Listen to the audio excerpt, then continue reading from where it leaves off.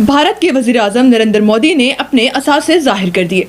भारतीय मीडिया के मुताबिक नरेंद्र मोदी के जाहिर करदा असासों की मालियत 3.2 करोड़ रुपए है और इनके पास कोई घर या गाड़ी नहीं है।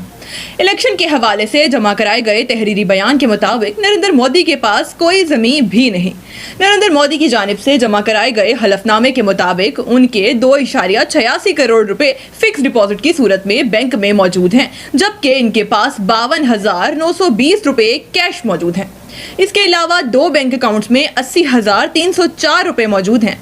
मोदी ने 12.9 लाख रुपए नेशनल सेविंग सर्टिफिकेट की मद में रखे हुए हैं। इनके पास सोने की 4 अंगूठियां भी हैं, जिनकी मालियत 2.66 लाख रुपए बनती है। भारतीय मीडिया के मुताबिक कागजात में मौजूद तालीम के हिस्से में नरेंद्र मोदी ने बताया है कि उन्होंने 1978 में दिल्ली यूनिवर्सिटी से आर्ट्स में ग्रेजुएशन और गुजरात यूनिवर्सिटी से 1983 में आर्ट्स में ही मास्टर्स मुकम्मल किया।